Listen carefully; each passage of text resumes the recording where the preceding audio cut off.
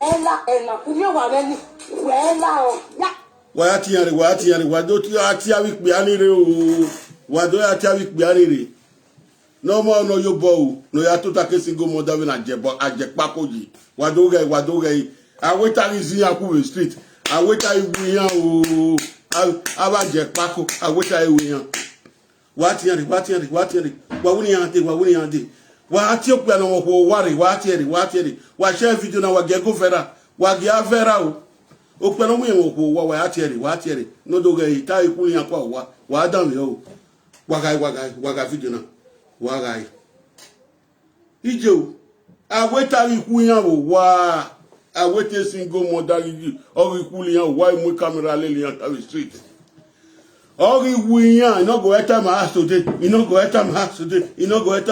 awori kin o wa ti yan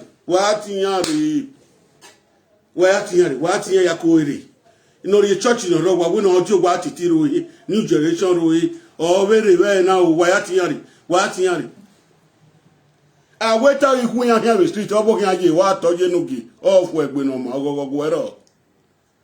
Happy Sunday to individuals. You are all welcome. Okuya no more no yobo no ya gwali single mother no ya to take single mother wa we na je boy wa ya tieri no okuya no wo wa no wi wo wa ya tieri imo yan biele yan gba oromo iyan we ka we na bi omo giyan iyan gba lige single mother iyan to take single mother wa iyan ja agberu iyan ko wa okwo na gbe mara oni okwo na wa do ije wa tiyan iyan wo iyan ma yere wa ga video na wa ge go vera wa appear like your team wa appear boost lion ro ika me de no ni ya be gbon kan ni baba na awo keri awo bu boost lion ro wa tiyan re wa wo yan do dan re ho ni so an pe ge o emi awo jana tari ku yan wo wa o kan o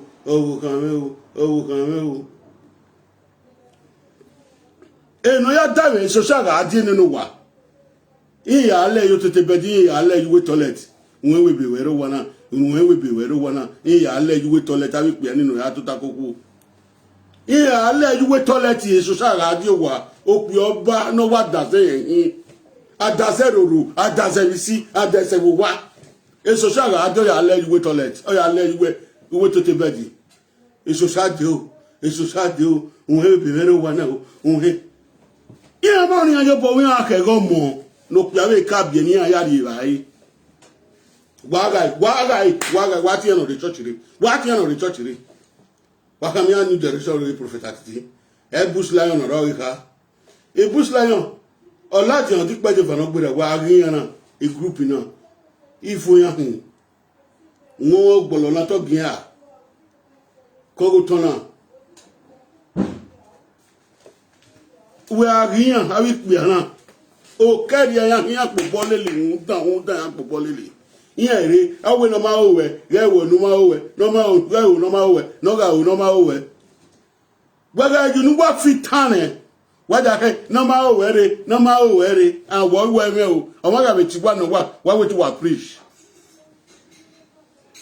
wa ti yaro na ke ka popo pa mo ti imeso ape ya so ape be na wa ga video na o ma se 1000 igun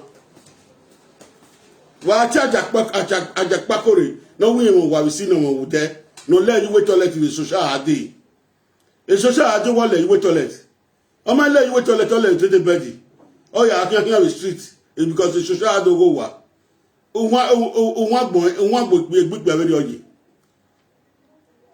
obo ya mu go yin awon ya wo ti amu go yoko hun di wona wa wona no wa ya mu go yoko hun di wona wa wona wa mu go yoko hun o kan agwa fita ma so no de agwa so born so no de agwa so gwa ya ne so no de agwa yan gwa ya ni no gwa na so na ji agwa gwa ya ni ya jalaka agwa fi ya ni yan ya ki o we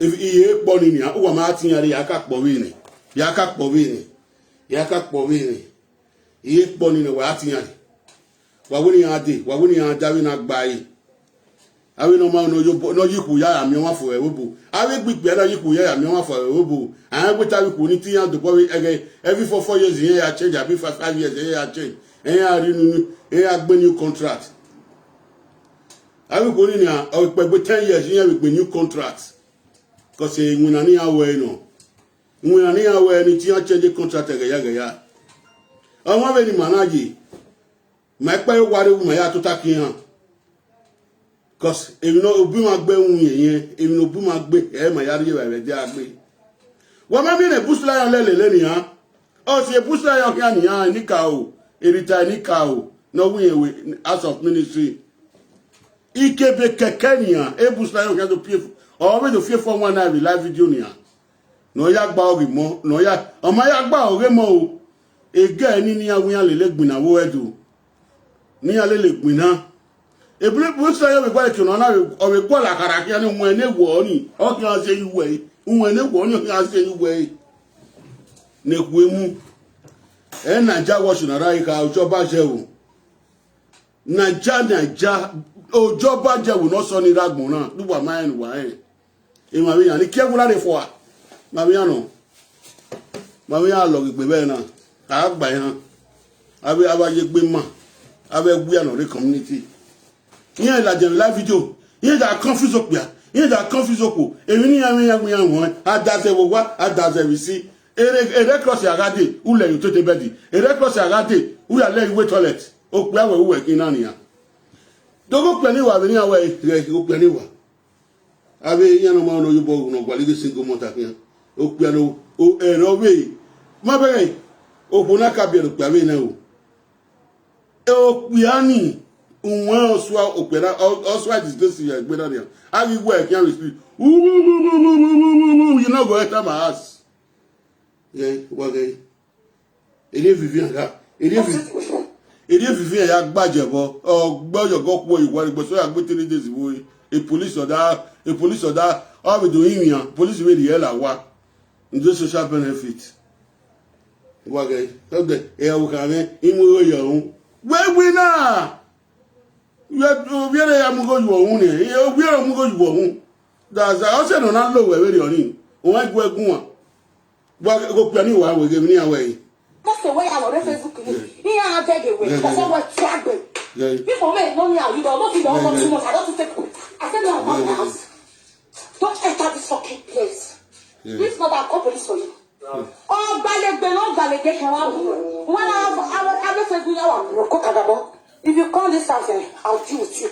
I mean, we are wrong. Why is it wrong? Now say you be father of all the others and then they can be sure. Let me make sure. If you get me, I'll go kill you. Sorry, no. Maria go see this. I don't want to be the sheriff because enough of your insult. I'm not shooting. Enough is enough for you. You see this man? Let's happen today. What you have to be say? You can shoot on me. What you have to be say? You can shoot on me. You don't marry for Nigeria. You say, off if you enter my house, off your girl if you enter my house. Man, we know the talk truth, it's not good. Man, we the talk lie, it's not good. This woman now, it tells you don't marry for Nigeria. You not tell her say you don't marry for Nigeria. You want to spoil the life. You don't get a Belena, you don't born. The time we continue, drive you come up for us. All those men where they go Nigeria, they get woman for us. Oh. Very soon now, I just back up. Now here with the driver come up for us. Already, if you don't set that day, where the driver, he go sleep for outside. Where he go sleep for 3 days. Police now come, if they come and say, see what it happen, I say, you know, concern me, now you know what it, now know what it price. Oh, yeah, now my will go, no, mamma, no, why you go, why you boy. Oh, the but Adaseki, oh, can, Boni do it. No, Buewa, no one will give me. I can't remember now, no. They do me no. Go planning while we're going to street. Okay. For them not today. Okay. For them not today for me, are you? Yeah, well, we went and never went and never for where. Well, we went and eh, you were asking somewhere. Eh, you only have more go with Jimmy Vedero. You only have more go with Jimmy. Only I have work in Pakia. Agricana will go. Agripana will go. Agripana will mamma. And mamma I work in Pakia. Yes, a live video that confusing man. Area that I adase we sapalale adase ne on de social radio wai o le yo tete cupboard yan pa ni a ye boost line on rika o Mrs. o me we na vio gimi an we aseti kokin na ma vio gume o pa no gwe me yi koke eno ma owe e go na filitan no na roko yi e ma ya ga we ma ga we na wo ma se e ba uta we no ma owe e watch a video we ni when I watch a video e watch any go pe ni wa bi yan ko e street o pe no ma no you bo your God, you never see God. If you love God, you cannot do bad. If you love God, you cannot do bad. Where they say you don't marry, cut on this set.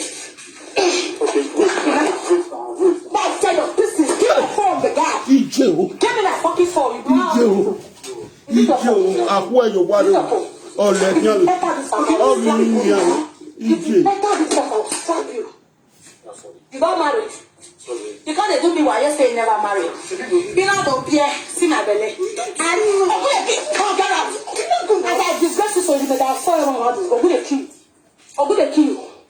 All these stupid married men. When they take the big nash, they go. The big nash. This one, lads. Yo gaje beni kwali yo wame gaje.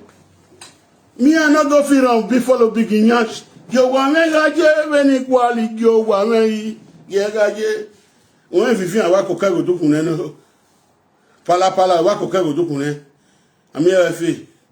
Eyin mi no ki wu. Ga mu bi ya mi ya fe o. To e do ko e fo o ya mi police otine. No ti gba adazena. E social ajo ya le to te beji. E social ajo le to te cupboard. O ti gba we adazen ki si adazen ki wo wa. Abegi ni mo go ni we ri organic gbe ni oku awon ku oku ma na mo ku na. Oku e problem e. Me ma igwa lo ku. Iyo we akran ri oku. Aso so ma ri oku. Aso so ma bo wa. When I saw Casso America, I saw you so dead, but America, I had to buy coefficient and balancing and look what she wear before I marry. Ija, tap with me here, we be alone. I came up with one, what you know, be a guy, you over you were. You come away. You know, anytime you are like young, don't fit turn on my neck, Benny. Yeah, David to go away, go out. Ukweni wa ya kukiana ne. Ekema na yobo. Ari Germany. Okay, put in one spell like career. I don't fucking care. You are free. After the money. Even your old brother and myself are Russia. We are all duty will not that be ene. I don't care. When I be wash I'm gonna share. Now my way be say he say he love me. Whereas he don't love me. Because of paper. Because I get paper. Nationality mama. He said that I give her paper. If you no man on your bow na me awe fi o me base pay we wa ya na Spain o ya toto koko make no you gbojogo odo mo yi wa o yo mo je school o social ajo ya le iwe toilet o ya o wi apa na yo fifian ya pa ni go o peri wa ni apo e kan street ni o gbugbo gi yo te leave me now sorry I no go do am again we are ni very organic for wa ni we mo no pare ni mo no pare kile ya ri enu wa mo no pare sisu wa we o baloru wa gbe ni ya ri enu wa ni le ogo na re ona iwe no I no concern you. No concern you. If I like, I go start farming. If I get money to go, I want to do farming. Can't say no. Everybody wait. Allah was which one be end brutality no show you. Reason Monica. If I reason Monica since morning, I don't know if my body be. I don't know if my body be because they reason Monica. A Monica. Yeah, I reason a matter again. And then you are see now reason a matter Monica. Yeah, dear. Oh, dino. Will be like, I don't know what to disable. Whether not spiritual, whether not drawing, whether they draw. No, spirit God sent you. Oh, we don't know what to disable. Oh, that's why spirit God sent. Iya spirit ere awuni edori ya mama dia gene odupe ni adin makelele ma wi mari oto ne oda fun ne nwunya ni upa ka unsa omonekia ambus atwari agbawe ne e ma gite ido change me hamu wane imebe mu gbenu wa ọ̀kan ni wọ́n atáwé dẹ́dẹ́gbé náà yẹ́wò ọ̀nà wẹ́mẹ́ yóò tọ́ ọ̀bì èyí ọ̀rọ̀ ìdòwò àìlẹ̀dẹ́ àgbé ohun táwọn àpínfẹ́ wo wà ní ẹ̀wò náà wà ní ipò náà yá fẹ́fẹ́fẹ́ wo okùn náà kú n'okò pìá fún àwọn náà nìyà n'okò fún àwọn náà wà á ní ṣé ti yàn èyí wà kọ́yẹ kí yàn nà if man talk to you you beat am if man talk to you drive am comot ọkùnrin náà yà pọ̀ ẹ̀fọ́ náà àwọn pàdé France nìyà ọ̀mẹ́ àbí ẹ̀pípìà 6 months ago we water for wa re yan water for yan yan agwa le small boy no ma tan gbe bi na aje pako yi obi apo yan agwa lo ni an vie yo wa we the bush lion yi re ni an ni pe ken o your wife called a molest person wey dey on your he can't feel say he dey for It's there for your parlor. It's there for your parlor. You call a clap for her. You dey clap for her. Me, Esther. Monica, he deal with me. Piano bano, no bano piani wewa ajepo. No bano piani wewa, piani wewa. Ona bane wewe ipopo lele. Happy kiss, happy birthday, do you a weird? Every wow say o tu ni me de bai. I wait the day so the company. Maybe mo ka mo tu ni je. Yi ka mo tu ni je. Iga ade social media na vigo to na yan wi gbe agia na ya fe. Ni am wezo te na digwe. Eyin amami e. E po me re nu wa. De no ki wo. They don't give a pick toilet in rock. I mean, at the movie here. Picky toilet. We are. No, we are away bed. Your market over here. Oh, my photo. My photo on Facebook. My brother, happy birthday. We are. We walk over weekend here. We walk over weekend. If you're done, over your mopugbe. Ube even where you're more young. Ero panogbaro. E page wamu. E wana wo baloru wa gbe e page file na ge ilu opa ejan na on a new generation talk show on a best of attitude e page file wa lo kugbe na wa gwale wa mi e side vibe aye ki o be yuwe phone na iye mu e wa e ya me ke ga lo na opa ya lu e ya opa awe page amu me na vie na agwa buwa iwon oku agbon we uwe merin Eviano yoyowa. Mawan. Esther Kago. He entered my territory. He entered my territory. Monica. He can't say na me, Esther. Say they send down. They can't destroy. Say want destroy my career. He say want destroy my life. He say want destroy me. Wait, Tamawe. Wait, Itamawe. In one wouldn't so anywhere in reason. Oh, no one where the user say. Oh, God, soon. Oga sungu e Monica ga sungu atwari ga sungu atwari ga sungu. No more. We are not going to YouTube again. From not 1 month, we are not going to YouTube again. We are on this Facebook. A page not by the by now. Oh, yeah, get 3 years give me now. Yeah, people say how we on ya. What the best of attitude? What attitude top show? Why me really Vania? E name here abuse kugbe ne for phone no. Yeah. E a value je na abuse ne kugbe wa do gbe nu wa gbe wo e wa we meji o piani wa we me ya yin o ku no do gbigbe ajawe obo nyan ke we ne wa do fe tra wa de yo nyan ke we ne ya do ga do ado le be ya saibo ya ga de ku ado le be ya saibo ya ka me we me na o unu oji aka se no aya egwe me. Gainya, Yankwe, you worry. Nika Polaga Safuna, Nika Pogasa Rafune, or woman Kawunwa Lekia, or would like Benny, or would lay a boy your Monica to worry. What that for?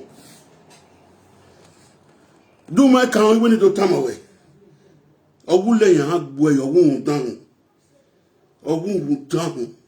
If you not dojo. Why a dojo?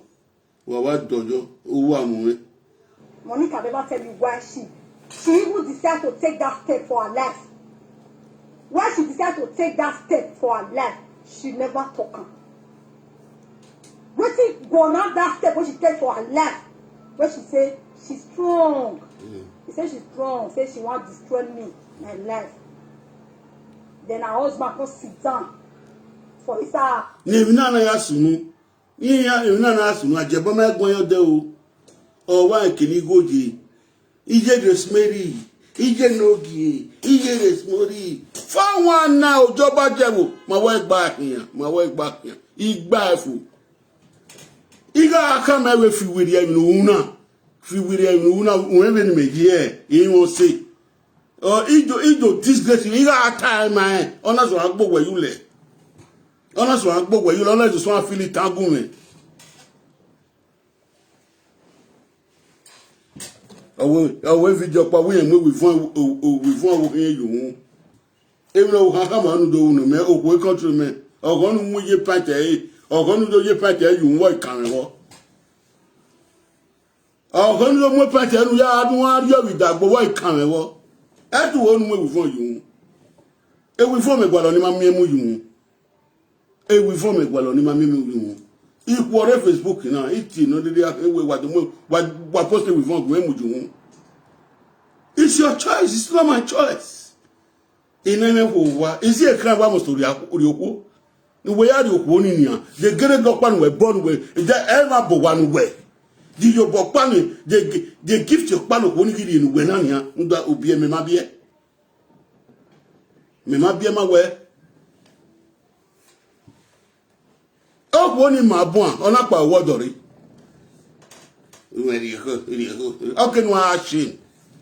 Do what I will do what I be an hour and a half. Oh, come.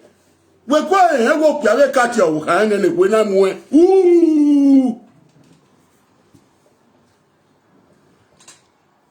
Oh, no, play cat your hand with the work. Who that tell him? Oh, come. At the movie, I got your coming here. E di mo fi na ga ti owo kan ya hon no ka fi ala se ni e we mi ti owo ku gbe e wo kan no ma ku pe ne mo ku wa o pe ne mo ku wa o so ni re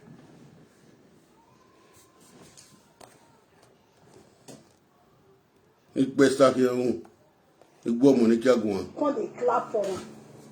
wa ge vera wa ge go vera o. Wage go vera. Wa appear like your team. Wa appear like your team, brother. New generation talk show. Wa appear like your team. Wa appear like your team, man. No. You will run for 600 years, Monica. Monica, you will run for this. You will tire. When I kuse we London wedero. We JJ Barry. Our video, we decky boy, what we not the decky Monica, or we a decky. Eman, we good decking when you are blocking Facebook, magic queen. Because we started London. Oh, we got more wood like be waiting our power on. I wouldn't worry when you get one room a palon, Jenny, not a wood do what. No, do what, who toilet to another ma work be. Jebo Manyachi Bigo, Jebo Manyachi Bigo, Jebo Manyachi Bugo. Akpa obubu even we call your real week na je na me kama week na DJ will be sincere even we call your real for more than 3 years plus with social media eyan lo na wetin yan ku lo da fin akwa wa ya re iwa ti nene boy ban ya tu ni eban a ri gbe kan be street pack your load and go pack your load and go no ya o ye fere o awon gbe o awon gbe o pe no ya you oku iwa bo ya ye yin iwa bo ige si go monta igo no pe awe ka so fa ile we are here, we are to take. We are to take. Oh, you go who are here. Wa ajebo. Pako. Women who anytime you have to tag me, it will reply away. Not we are not there. In my gay, tamame, eya gay. But me he so when I do get in a dead bay. He get na do lajan we an ekwemu ewia. Almost here, uba ogian. Even when I've just gone to make set gba ogian. Je wo pe ani me when I've just gone to make set gba ogian. Why I let you wait toilet? Vivian, et social parler. Vivian, il y a pas rien. Et Vivian arrive à quoi? Et social arrive à quoi? On monte à tout à désoé. Au bas. Les gangs qui voyaient un bel wakian. Oh, we no one enemy no. No one enemy. Everywhere we are woman. Time we come, we put the justice. We put the justice. Unu wa bele do ya funa wa rene koti. No ma yoga si wa ma worry court. No ma yoga si wa ma worry court. Oh, no man, you get seen one. Well, we are whether I push might be a court. Whether I push might be a court at Japan, where they have to shame. But no, time we come, we will put that justice. Don't want to put the justice here. Oh, working. Who want to put that by justice here? I'm not in my day. I do bomb in my war. I am not in my day. You are no if I go perfect. Don't look me like this. If I boy so low. Who are you? Ndega ali respect nu na aka gwate nu hin iyo ni kuteto mewe gbo bi hin ewu akun e ma no je school ni melele ke we ba ropa e ma no je school ni melele ke yan we ba ropa ama wo ma be jo owo kan be gbenu e denu we gbo agbon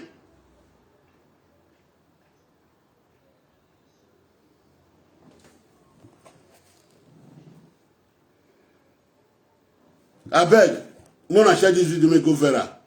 Make this Vera hand. Make una go call Vera come. Make Vera for carry and go the necessary thing we go carry and go. He get one man where they call Bush Lion. Kenneth K. He did for whether in Granada, whether in America. That side where they are Amigo Day. You side they are Amigo Day. Now that side right day, America or Granada. I can't see one video where this man can't talk saying you want bring 2 million hearts. Una know that Kenneth K. When they call Bush Lion, he get one woman will go do Biagia for Roma. When he marry now, he marry her. They call the woman a Nika. Oh, Mama Mutane, Mama Mutane, Mama Mutane, how to go here, how to go here. Oh, in front of where you go here. If one of where you go, you have to phone on here.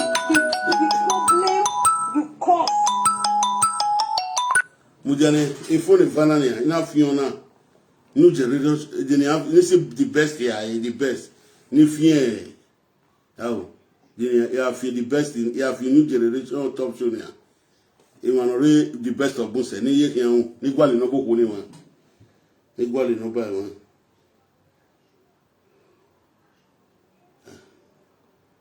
Igual no buy my mammy. Another day you call. Another day you call. But they can't go on error. Last time about agent was it way. Never. Any boy. Esther Guma. Why are they anyway? EJ. Monica. When no man was it. It don't born with then I don't wear with now. Monica to our ambus. Not by Rupo don't know Bia or 20 John or 20 or Relodo or Wow, Bena Guanania. Umate paracetamol gear no me yo. Amawe cotin no me yo. In when I ran with Facebook, una mukwedoria, Iquedona do Kiori Agi letting Iquedo Vetenena. I wish word to always a party as son. All the assay, I want me away, or ya will give me away if you can.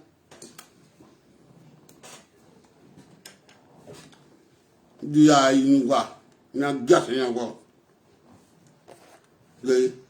esa go hen ya de gbe program ya we fini ban o give her yan where you worry o gi le yan street now they will give her 2 life imprisonment 3 life imprisonment they will give her if he die they'll fit chain her for he go dey inside prison they'll fit chain her because omo pape okay omo pape if woman una mean mind we have destroyed your saloboa una mean mind you are ena ya po bole le de na abi ko dana ite wi we su ni oni ite wi we su ni na che Suzuki no ro ena ya po bole le if 4 people not destroy community aje pako aduse egwia denu atanu ma yeta dota ike we denu atanu ma yeta o ma mele ni yaru o ma wa my father is a millionaire my father is a gold commissioner. I was brought up in the farm. I grew up with the farm. But the wisdom that I have, the knowledge that I have, you people don't have knowledge. You are for one eye. This as they talk and they go just now before they talk this one. Kennedy K. Where did they call Bush Lion? That one will hurt me like this. He hurt me like this. I can't see one video. As I see the video, when I talk, so I tell my Benin people, know all those people, they before one night for Facebook. They before one night for Facebook where they play people, where they chop people money, they go. That I just I never start them. We just the chop and small. With the chop and small. You know what with the chop and small. With the chop and small. If you don't check, we'll go chop away where. I partition be wowa. I thought that AKI winner was your body. I don't want to go. Ya don't make away. You might say go away. Cause why you know, only why you know. TV Janko Rico no. When we make good talk. Where ajebo, una feel eternity where to preach. He may be preaching on the o piano ye tag we go egun. Ìjẹ̀bọ náà ìgò ẹ̀gbọ́n ogún ọgbọ pẹ̀lú ogún ọgbọ kò ní bí tí ẹ ọmọ kan wọ ìtìyàn náà wò tí ẹ preach ìmọ̀ ẹ preach náà nìyà wà gádà preach. Esther go Monica when you want let you evil and your witchcraft is going to cover with you. You will suffer, your husband will suffer, your husband will suffer for what you did. You will suffer for what you did. Because of female woman, I will look good. You say namu gyoma, Wagari bonogba. You say ni muri. Marry best, the best. You make not call him, not call him a band. All your life, you use and they run. You use and they run. They run, no, you are your husband. Go and they run, no. Because today, they no bena, they no bena. Somebody do not be, but they not. Why wonderful? Why lehia? Why lehia? Because what you do me, Esther, what you do me, anywhere we may Esther. Anywhere we may. We're women this time. Eh?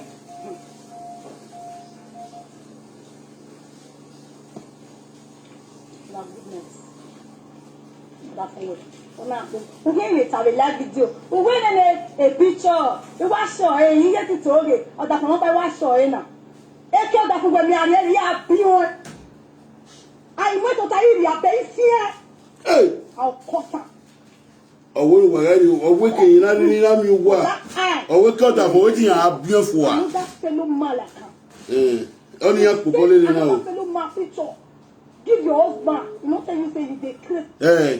Bẹ́ẹ̀ni mi bá yé náà lórí okú o, ọdún pósẹ̀ kíá, ọpọ́sẹ̀ ẹ̀gùn mi ní ààrẹ okú ní àwọ̀ agbẹ̀wò wíyẹ, àwọ̀ agbẹ̀wò ta, àwọ̀ agbẹ̀wà sún.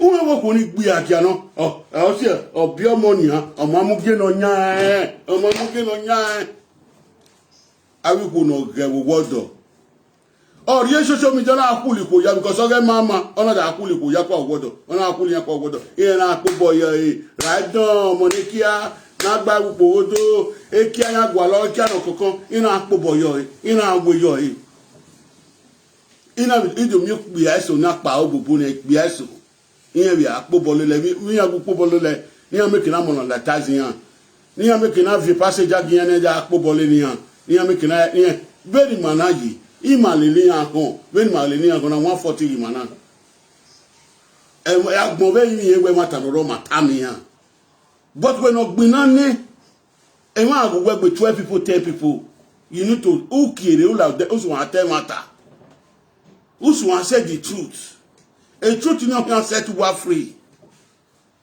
wagenia wage no wage ya jeni ka po restaurant for wa man do restaurant man you sit there to bring down your fellow human being. Another man like her, that is why your husband will not die well. That man is going to die a miserable death. Yes, he will die miserably. You know, say, what are you doing? Because you don't say as it's been, it's not the mad. It's not the mad now. Come mad. You guys are, you have lost it, and you will lose it for life. Forever touching the wrong person. Or what phone? Or why said he make a life? Or where that warrior to make it the long tail? Or who make it the long tail? Or where long tail you can't wear money to worry? Or where the long tail no match? To match the long tail, or where long tail no match in your who wound, or when one leg here, or who like Benny, near translate them away.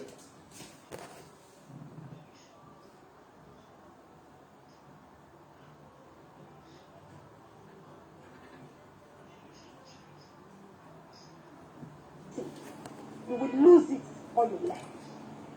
Because you cannot please my spirit. Ah, what? You can't please my spirit. Or where you cannot please his spirit.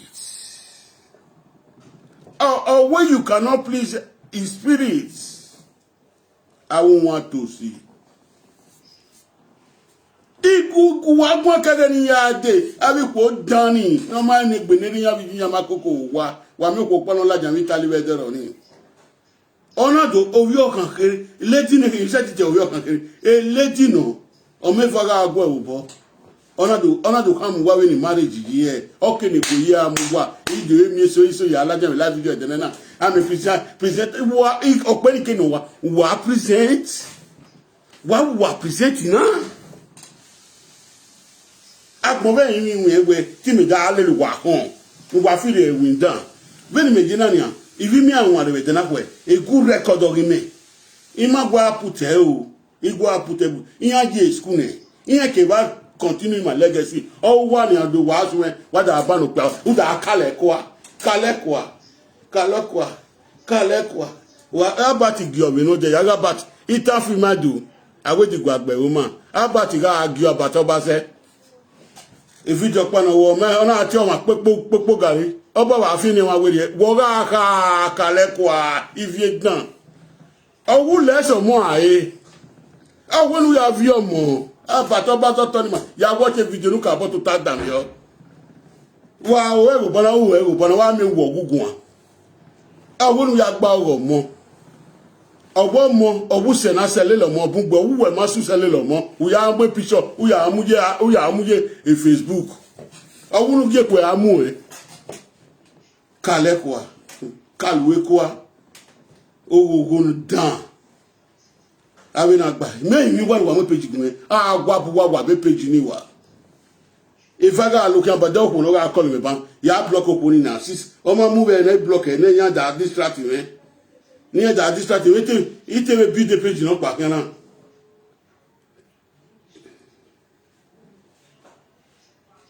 e ya mi a build gbe na page ya build gbe wa mi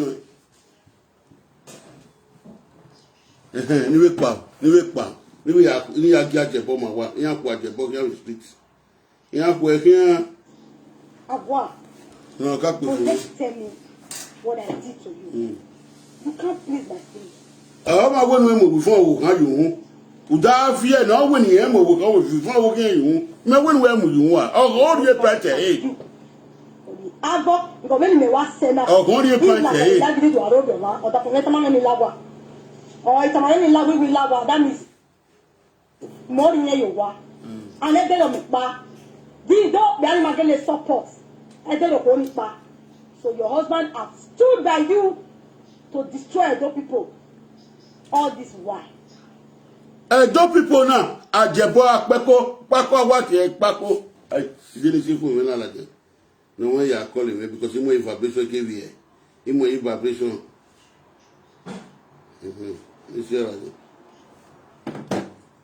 Yeah, destroy the people. I am piano boy. I am piano boy. Wago Pani Jopama.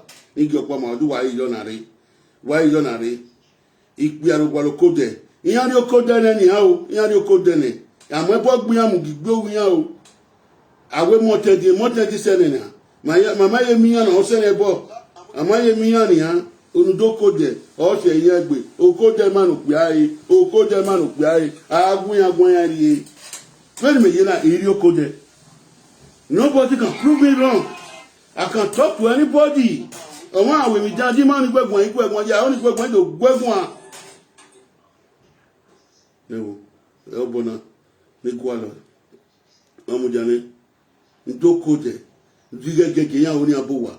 And then you go now, you have to have 200,000, 300,000, you have bill and go. And when you want a niata, you guitar. I want a niata guitar. Well, I don't make it when you are game or what. Yeah, you game or what? Dear me. Yeah. And what a Perata, and what a Perata.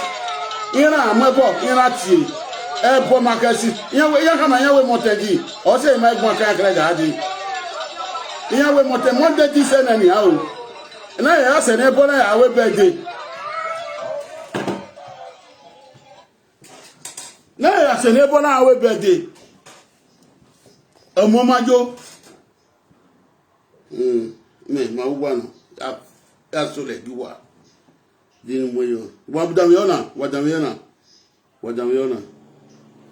wakadamiona ne ikeje gbe amo video no pare wa lelele bi wa o e na bata no problem send this message to her that Esther Urugwe Ejina. You say send the message to her. Oh, Monekia Ambus Atuario. See your message arrive. That fight and run away. Need to fight another day. 100 is not forever. You cannot eat your cake and have it. The day I wake up and think about what you know, kick you. Kick your cake and kick your cake. On a way, we will kick your cake and kick your cake now. Imagine now you're not our kick your cake and kick your cake.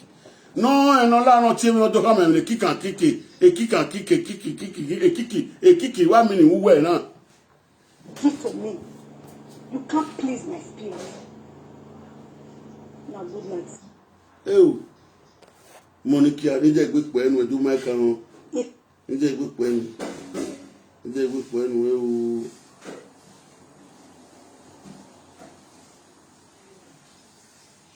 If you fuck with me, I will fuck you up.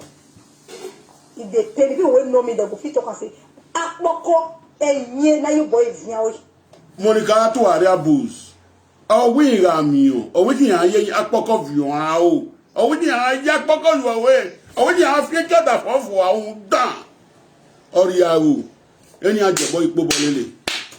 Nda, we got a Kiniquigo, Jikian, Equigo, near we are Fina or Fanny June. Here with the Harvard. Here are Fina or Fanny June. Every single mother. No, for that Fina for when you are feeling, here are Fina go. Here money are you bow. A Suzuki, but whether or when I Fanny June, no young winner. Or we are not going to idea. I will have imagined to go back by one. A Suzuki Kawa video ni.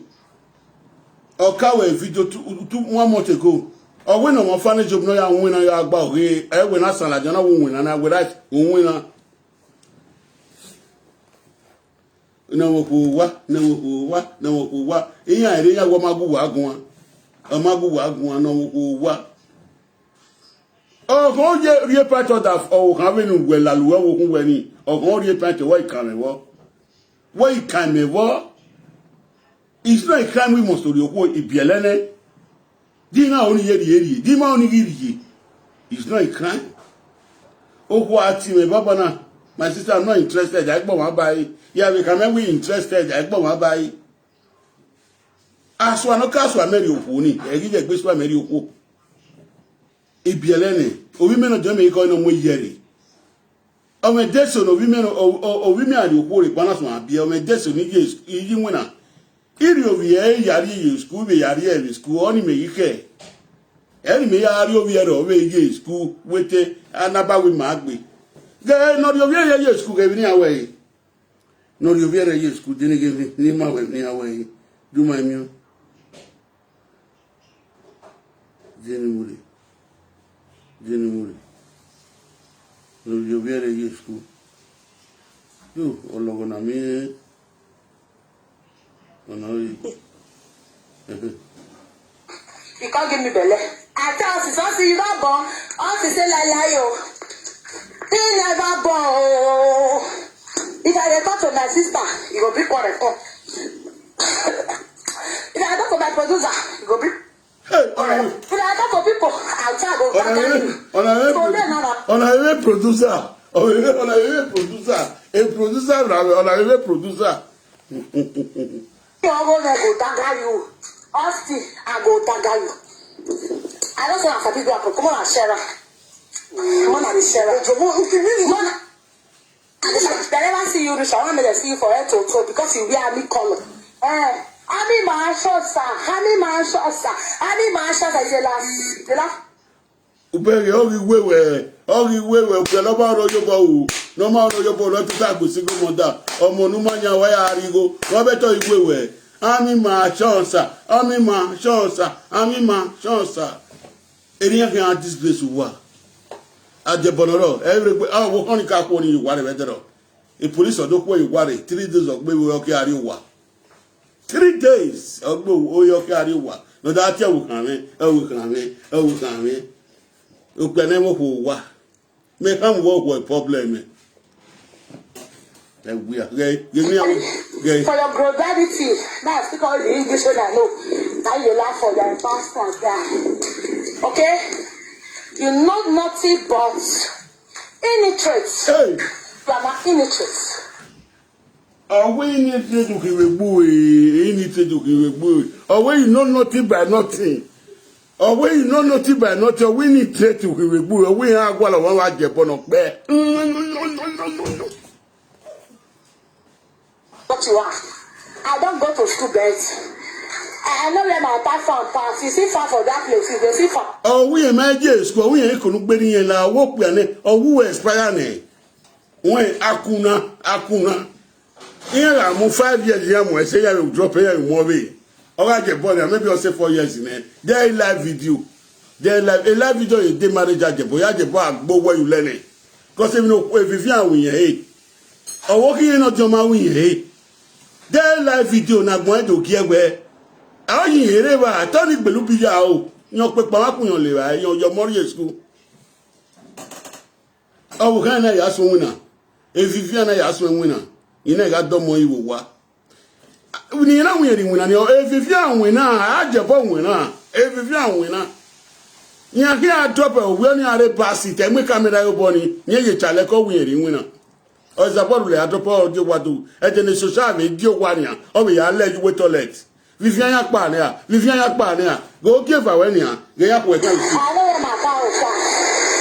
I'm going to come to university. You don't behave like that. I finished university. But you don't behave like that.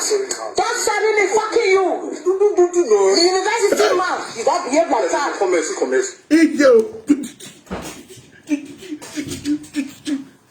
Ube agmowe. Choroti. Black job. Nanalo dimoto.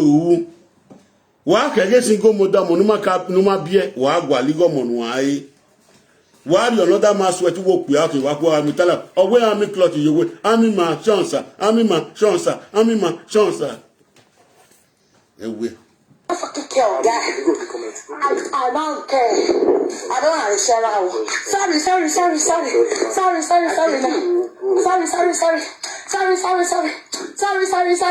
Man, I see the mouth. Sorry. Juliet, look your boyfriend. They when we was so go say not be now. Tall as you are, answer as you are. This woman, this kind of dirty woman, I go to drive you come up for house. This kind of dirty woman, I go to drive you come up for house. If you are not ashamed of yourself, tomorrow now you see go back to that house again. Woman will come disgrace you for public, carry camera, they follow you. Tomorrow you'll see and love. Love.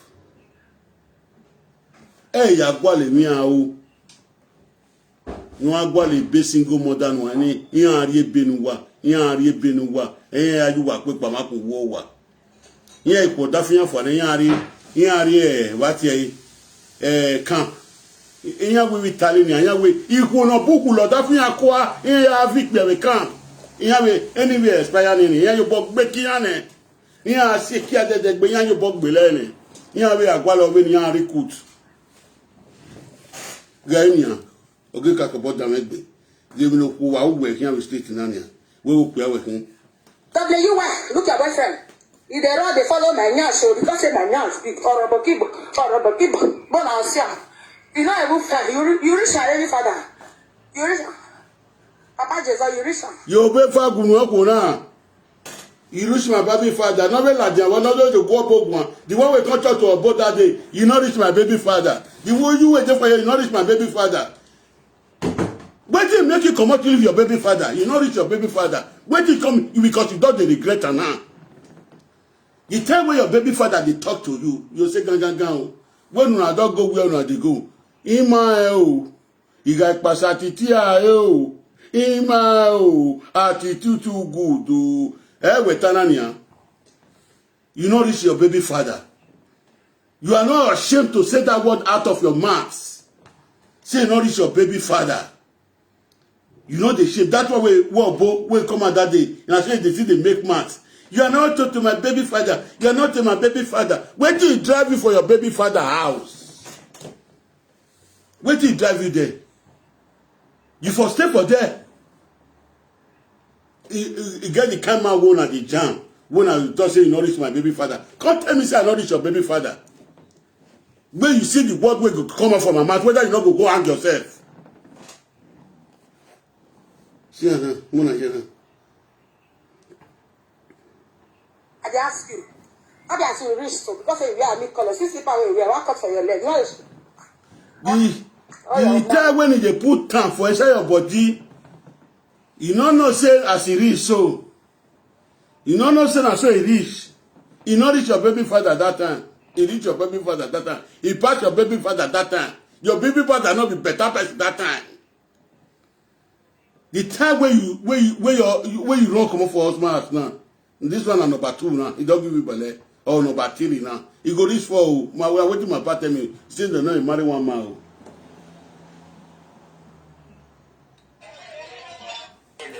See what? Ajebo. You see as they drive your mate, they go for straight so. Now so Vivian go drive you from your house. Tell her it be my car seat the way they beat me for my own house. You go use go follow me, push beat me now. Even the red. Who see you as a woman?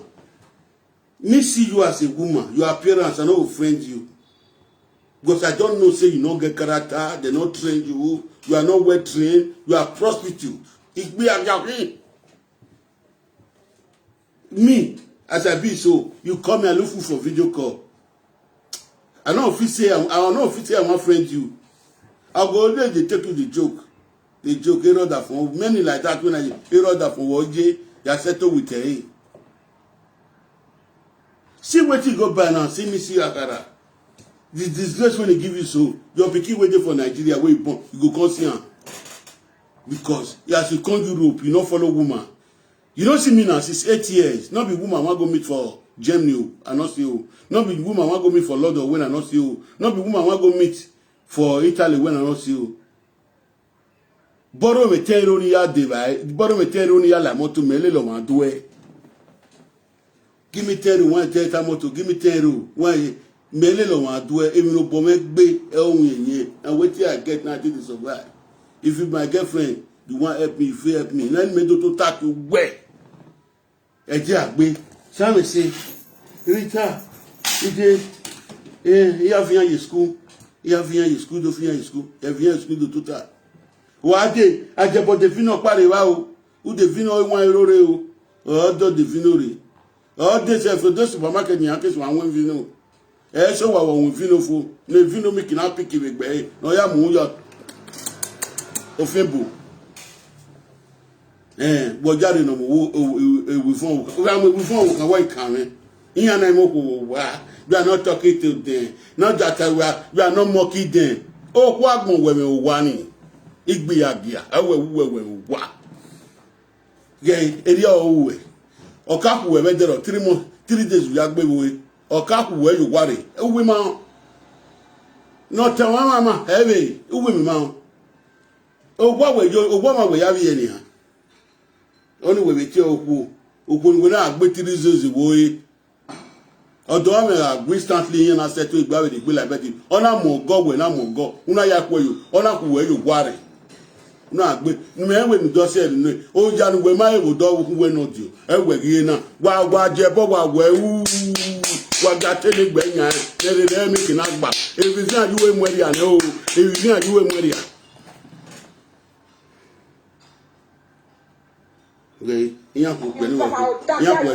okay. Even when I used to call me today, say, call that video, delete that video, I don't delete that. You go virus. Because you're all done too much. Go share this video, let this video go viral. What the video na viral will also be viral. I will viral repenting now. I will viral repenting a video menaka, but wa viral. Viral, I'm one who viral. Wa appear like your thing. It might be like your thing. Wa appear like your thing. I don't know. When we buse, we must say the like your thing. Your video na me. We must say the like your thing. If flower wa mamuyo. When we appear like your thing, when we amu flower yo, on we go no temu yen ne biozo ni yo. O we go no mu yen no biozo ni yo. Wa ya to mi na gbo wa ya gbe wa yo pa o manu wa. E ma na ma we wo.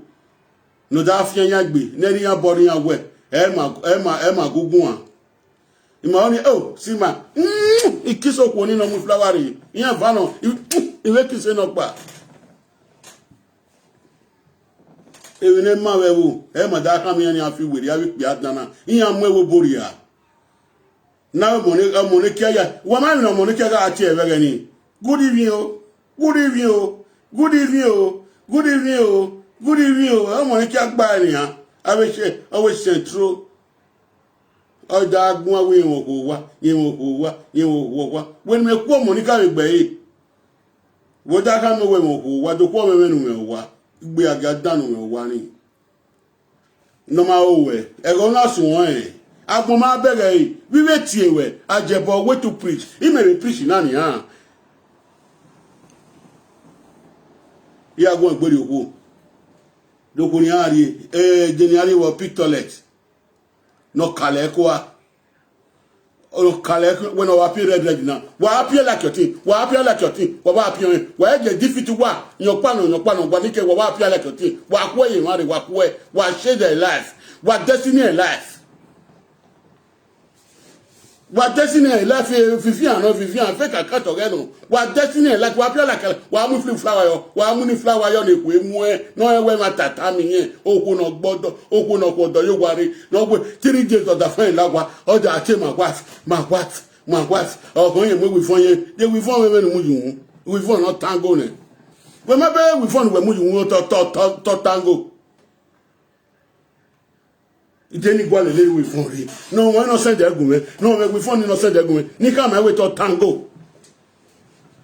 So only we fun no tango we me bo we ade no gisi le ron e we mu yun we na ka we mo fun yun umami ni social media president mu yun we de mo fi mo me go straight for Beyonce but don't move before not tango yun una da agboru o ma we o pe na mo ko wa no me before ni we no send egun ni ki e ma je to ma je Vivian to buy we before ni tango ni e before na agbegbe aja gbere ya amuyun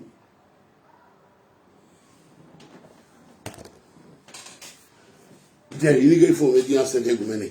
You get for the answer the woman. You get for the answer the woman.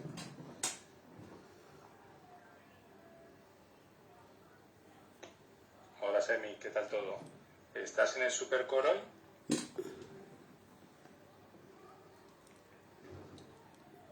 Papi, yo no puedo salir de casa hoy, ¿eh?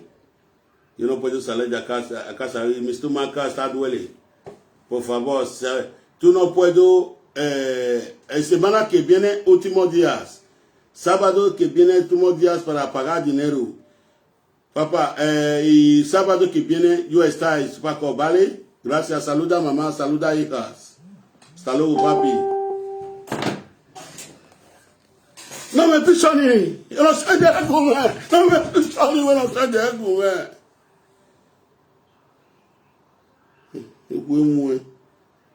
We for tango na uhamu yu. We for AliExpress. Adamu yu.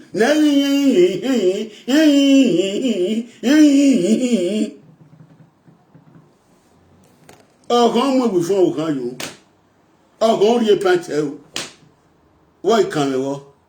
Táyì fọ́sọ̀ máa rí ikú ìgbẹ́lẹ́ mọ́ kò wà á pí alákọ̀tí wà á pí alákọ̀tí ọ̀bẹ́ pì rẹ̀ yàgò pì rẹ̀ jò wà kú èyí má rí mẹ́ wà kú mẹ́kú èyí má rí. Nọ̀wé fídíò ni wọ́n lọ sẹ́ndẹ̀ ẹ̀gùn mẹ́. Nọ̀wé fídíò ni wì fún ní kámi ní kí ẹ̀mẹ́ ẹ̀jẹ̀ tó máa ń tẹ̀ wì fún ní tango. Wì fún ní kí a sálọ.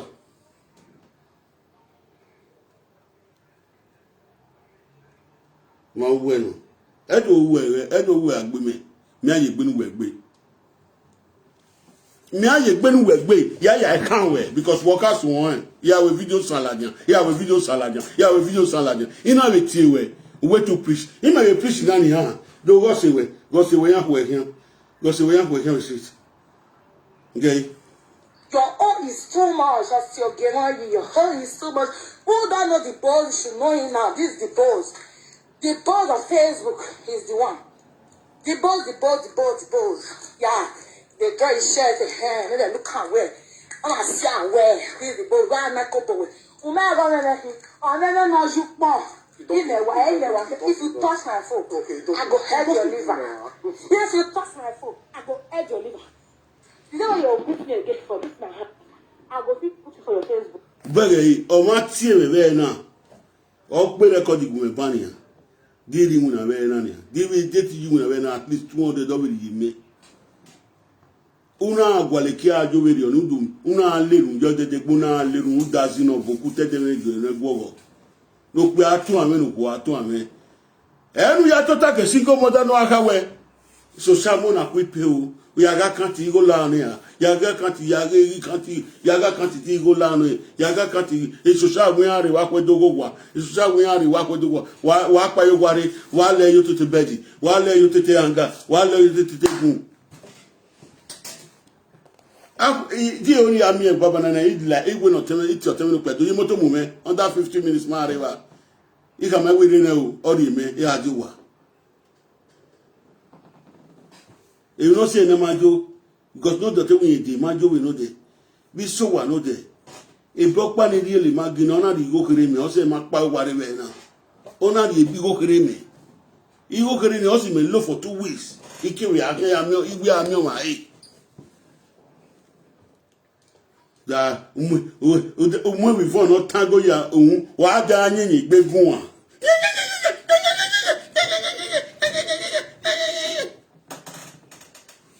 pa obubu ni pe Augusta ni my translator e me no wo ya mu me omagun me translate Augusta ni say wa appear like you wa appear like love wala wa go me like face do no go vera wa get say vera bo don't my pin quotation bet la wa pin quotation bet wa pin the quotation bet wa ga vera la no my subscribe yet etubutubu me we no subscribe yet etubutubu Prophet Atiti Top Show in YouTube wa subscribe yo wa pin like it yo pona mo e yo pona we pin e wo good wa ya to happy Sunday a week be down rewo no popolo la week o down no popio le ko time ma on ma da agun ni akere mi dan ya wewe tasin apopo bana sin apopo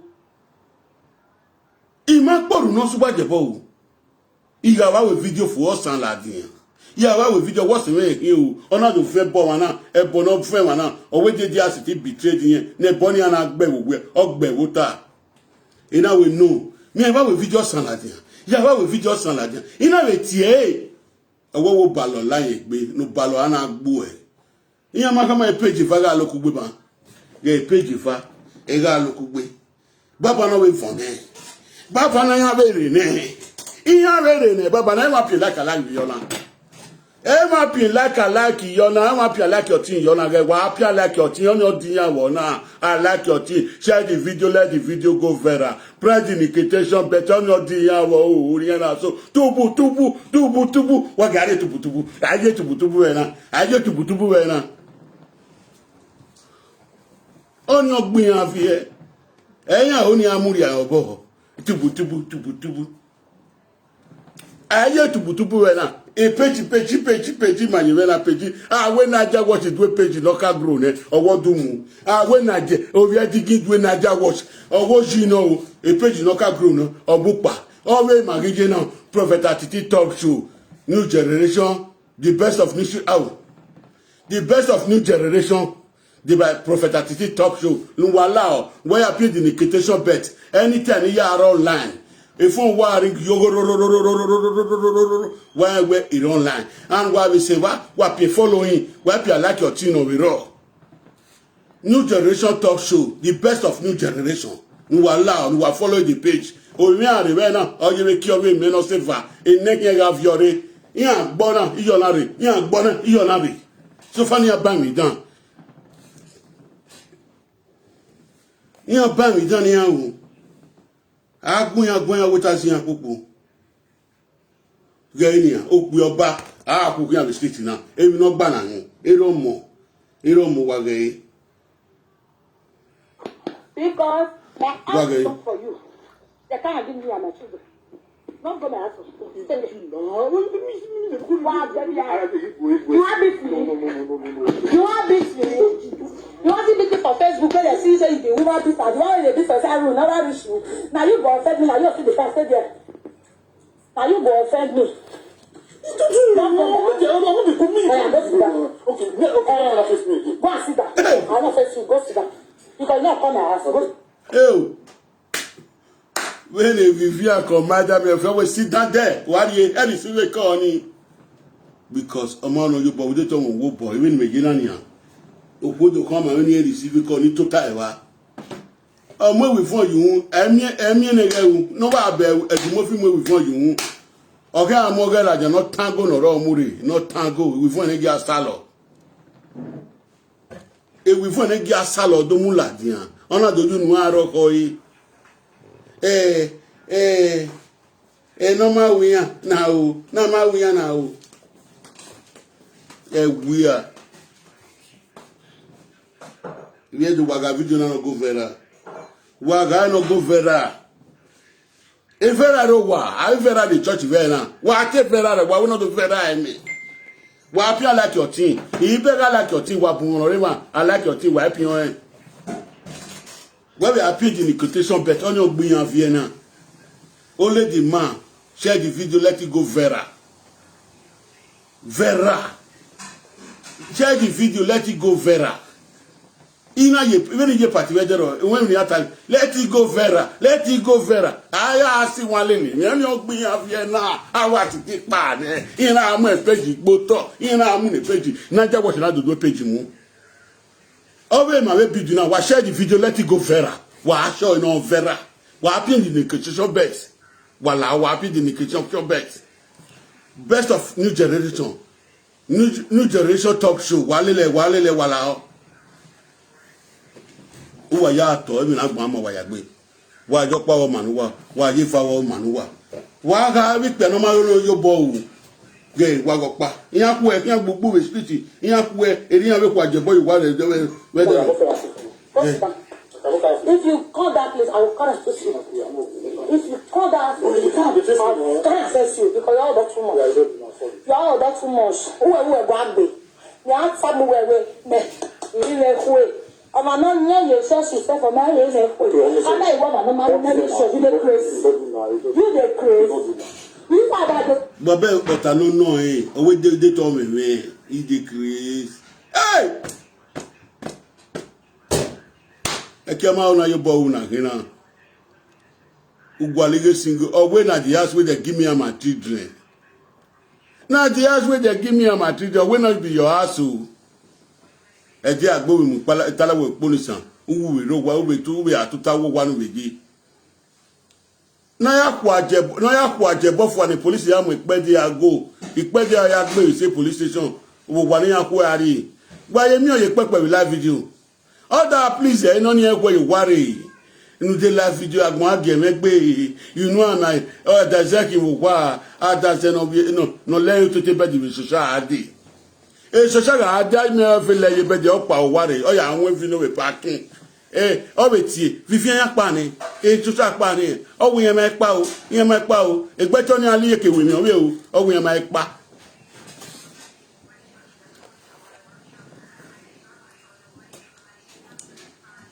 ya kan wa ya fe ya kan wa gba mo page megun wa en na be yes all like the mode na be yes all like the mode wa mo page megun me wa suma yo mi wa mo page megun me na be yes all like the mode ide ni lo pogesta owe because when I share the video or when I deliver the message in pogesta in zubo ya pogesta na do zubo 30 people will talk. God bless. I can't done oh down. A way to push. Him and push now. Obviously, Vivian Panny, Chuka Panny, oh, we make bow, a better than I oh, we make back. Oh, we're going to tango you. Before not tango. The Nia Muyona. The big flower near Muyona. The big flower while Mugumena, and maybe Bonadeo. This flower no man wa go pay just with the one wa pay just this flower no man maybe me bona there oh ya pia like your thing no we no man ya pia like your thing e very yo ya wo we baba na ya gbo kwere ru ayu nu ya bi ewa God bless you we flower no yo no ya we no man e we na gbam ya gbin just yo na ya we flower no man very yo owo okay na very yo ya gbo han we e nu do gwa lo won ata iche we ma em na gbo ma we gbo em no ke go no amu yo na amu yo ma be mi apia like your things na be ni we ba pion ba be mu flower yo ba wa vera e ge vera ya mo color we yo e gbe color ya ka mu re ba e color ni ya we mu re na be different emi bu wa re ne Facebook emi ige igba boya we fiore na emi bu wa fiore je gbe iya gbegbe ave monoje school when I quite wa yo I like your team vera the video now notification bet wa pin na o so won kan em na gbon ama wa ya gbe wa za wa pa ni na temata manya dia mata na tamanya iya dia mata na tamanya iya mo copy e copy US or basara Madrid you know me mage iya mo copy ni iya mo future ave gueva iya wa vie gueva go we ni aye wa ya to ya la mi ya le yan ave mo na gbon ama wa yo pa omu wa ko ihulu wa kwa wa o pe ihulu wa kwa wa usofa ileru nanu wa na wa ja yugoku wa to ta koko wa to ta koko ni awe ye ni ge ma wa se ide gbe ge ma wa wa pion The 30 people with your cause was sticking consistence. You know, then Nigeria and South came out and look his face. Get there, do it. I didn't expect them. E kiama una yo bo agbaligo single mother here ma be o famo we stay there when I fama je bo wo wa awa je bo ya jabe wo ya pe bo ma gbuni aje pako ajuse owo ewan na magugbon iya o owewere e balo ri awere do balo no ri awere we mi na to balo e peje mi na seti kie e fa kie ni mi na ide ni je gbesu yere ni so ire iropa ni je gbesu ne yo ile me 2000 naira baba na o te gba 1 month Ebo be se 10,000. Wa gefera o wa gefera wa happy the kitchen bet I like your thing la wa happy like your thing. Wa happy like your thing man I like your thing. That one part no reba no like it thing okay. Wa happy like your thing man. Wa ga ukwana mu flower e na gbo ama we gbe baba. Wa jo pa ogi manu. Wa ye fa ogi manu. Ere gi ba ogi asen. Ere no ri wa we gi ya ba wo we na jeba ya ajeba ari wa ya ebi no mi owo ya atale kia wo e gi ba wo ogi ugu mu wi fo no tago yun na oku una okpia wa gbeto no majun ewi fo no tago o mu ju won wo wetin ime wi fo kan yin ime wi fo kan ewi fo na agbegbe aga na ma mu fo wa na ma fi lo kwa wa ewi fo na agbegbe aga na ti gbigidi ama fi le wi fo kwa ewi fo ri tango udomu yun wa da anyan igbegun na ewe ni emu before kan yun a dugbe inu emu before we yun wa o ma dugbe inu emu before we yun ohun ori pante iwo ikan iwo awe force ma ri ko pele mo ko wa o ko da pa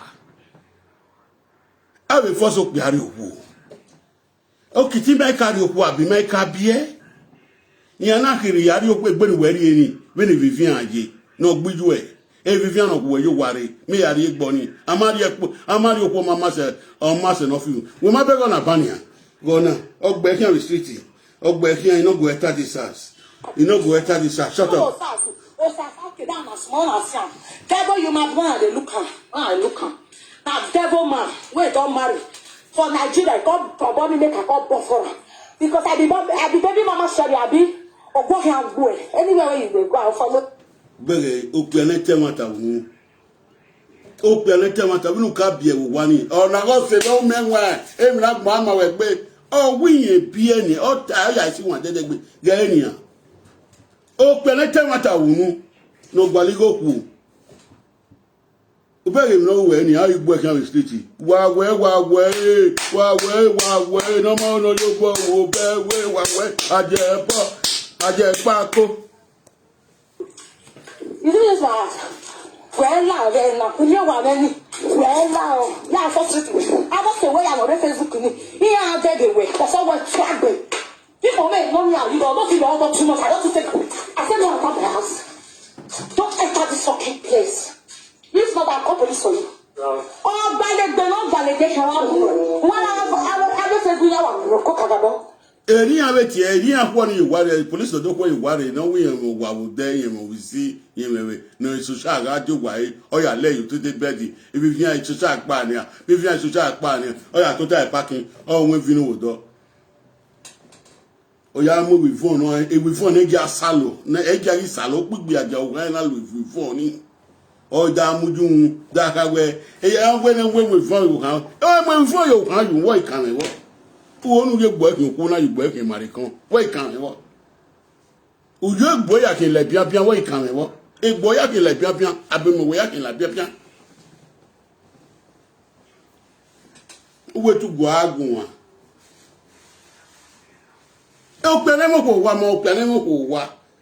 o menwa o pele mo ko wa ma le to ku wa egun wa na won ko wa emeri nu mu yo wa emeri maladi ya wa ti emeri maladi no mo we for no tago no mu yu eku emu wa pia like yotin wa pia ni mazapo ya pe video no pa ma pe no even no ego no etu ya pe no pa ba my finish wa pia like yotin ma pe the last video ni ma pa wa pia ni egwale mu lade wa gevera wa pia like yotin. You call this something, I'll deal with you. I mean, we're wrong. Why are they wrong? You don't say you be father and father, you also say, no. Let me sure. Nakpa, as I worry, even young way young. That good woman, Menatiti, new generation of God, prophecy. Nia Mutiaki were beggar, near Paswai, no matter who give you an ania. Agmo be mi gba we when wa o se wona du mu o segu when you tamu wana wa won wa te kumela wa meme page wa wa kumela wa because e not an tamu wani. It's 4 years. I mean it run about it, run about. Una anyi se wa se una anyi me dan wo se me. Adobo mi ma je school. Ne de amanu se lu amama ya mu di ayi. E page ni ya so ale lari oba kan ni wa mu naja wo ti dodu emu. Naja wo se do emu. Now wage now aboji ne emi re fo wa wiyan. Emi re fo wa wiyan. Emi re fo wa wiyan. Emi re yan ja oyi. Legend gentle waya tough waya gbe emi na Muhammad waya gbe happy Sunday my people. My fellow country people were booking Norway church ogare wa ka ma we no yage the best of new generation wa ye we ka ma we new generation talk show ye we ro new generation talk show o ye we ro o we ye ro ni akibe je na yan ye we ki eban ati ti talk show ati talk show yan ye we ki page ni me yo ni amen obun ya go ogbeni adweki ave madana ni ya go yan adweki Eva mena Eva sometimes you have a line up e ma ya no re ma waya no really say yan new generation talk show oni we run waya agbo boy se yo na lajan why da agwa lo me yan why me wo do do mo we fun no tango you we fun na de ne puse o de o bo dari e wa a live video or say a live video we men where we are learning na gbon do gi ewe because owo ni go no mu ju won ni enu do gbe ajepako because no ko ni odun mu go ju won we go mu go ko ni hu we ma won aja ma wo I said o boy vb we hin o boy vb o le wajo ni sugba ya wa ya fi han kan se pe e video no pa ya je gbe to po ni wo se pe kan na do po ni po gesta ni wa ni pogesta ni giun yo to Me mesa. If you know me, you are close to me. Tell them. Tell those that don't. Use and sleep. Wagbo. Don't arrest for the matter. Isabella and if you're more, don't arrest. But you know, say sometimes if you dey my shoe, you go understand what in dey. And because you know dey my shoe, now make you know they understand. Sa cash Monica, Monica no book ya gbeke ka wa. Monica to ogun agbe ogba. Organize and tell me na go me ni. When na go o no ko me pa shoko mi. Wa eni. Yeah, ojo sha he asking you to the because since morning since morning I got the reason Monica. If I dey reason Monica since morning, I don't know how my body be. If I dey reason Monica. Monica. Ya ga reason e matter ge. E dem ya yore si na reason e matter Monica. Ya die. That your husband will be like I don't know. Oh, we are now. Obi do come we enu atosi nu dan onyi. E mana yipo bolele. Kalekwa.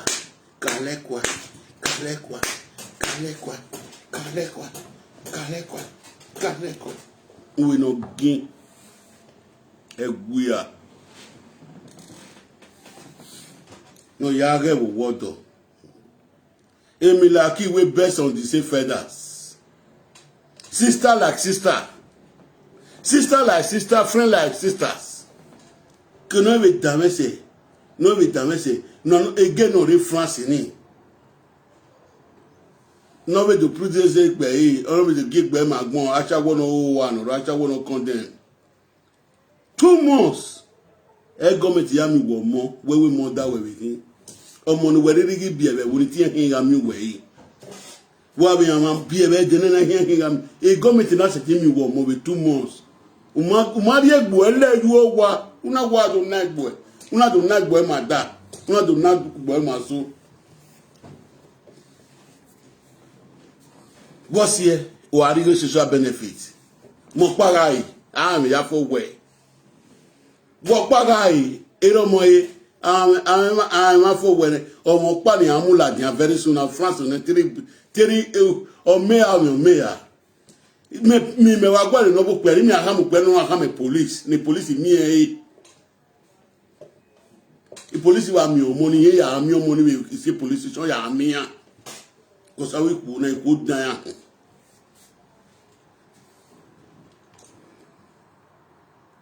mo ko wa e fifi ama bu awon ka ya pa wodori nona da to ge ma we ri pe ala wona eri o pe ani woni nugbo ya se ba kere da ma bege mi no ugbe eni awe eri o bi awe da pe ani we ma ibege eni ya we to we ma ni nwe go ku dano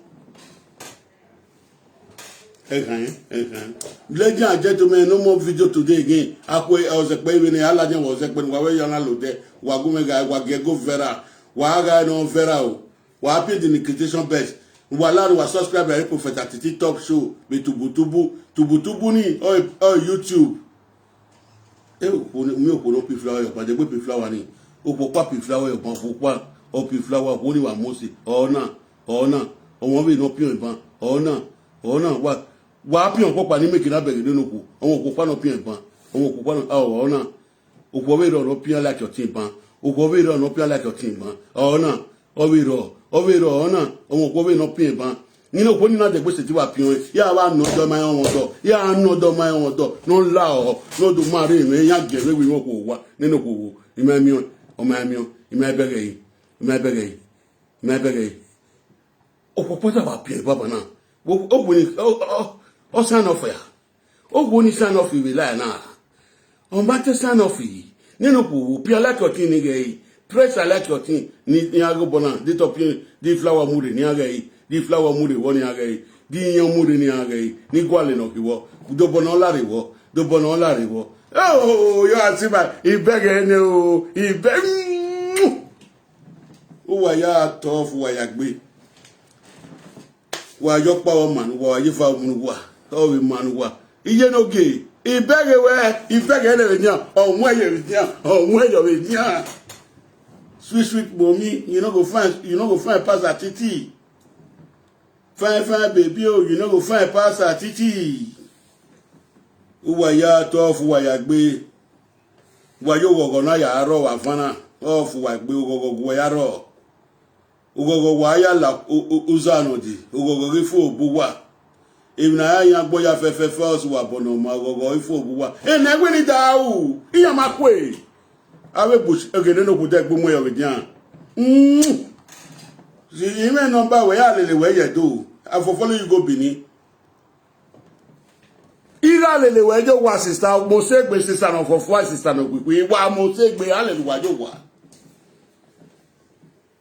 wa share video no wa go vera ona gbe ni daju wa gogo ya me page me abe wa no ma no yo bo no gwa ligere kian ya mu abe kokowe e ma abe de gbe kokowe ma ya fefefe e ma de gbe kokowe but oge na ma ta sister no ga appear like your team ban o wa mo segbe egbe ba baba ba ni wan ni wa keke ba ni wan ba bieka ibieka ba ti ya wuli ayo ware ni gema we do man uya bieka Red Cross people again ya wuli ayo ware whether na spiritual whether na drawing whether they draw I don't know what it resemble your wife called a molest that's what they on your not damn you on it dey for your parlor it dey for your parlor. You call it clap for her. You dey clap for her. Me. Sister na mo segbe. Officially before we na. When he enter my territory. Oh mo segbe. He enter my territory. I want follow you go Bini o. He got le eje do. He send down. He say want destroy my career. He say want destroy my life. He say want destroy me. Monica never tell me why she even decided to take that step for her life. Why she decided to take that step for her life, she never talk. When she go around that step, when she take for her life, when she say she's strong, she say she's strong, say she. Imuene, Guinea sister. Oh, don't hear me. Oh, no, don't hear me. Oh, I just want to see the face. Sister, like, call me, what's up? Only baby, bow away. And where Jerry, what talk? Everybody can hear me what we give it. Why are talking, man? Why are we? Off why I be. Ogo, any type of a fan or Zekbama, the Beladian. Why can't Zekba be given a why are talk?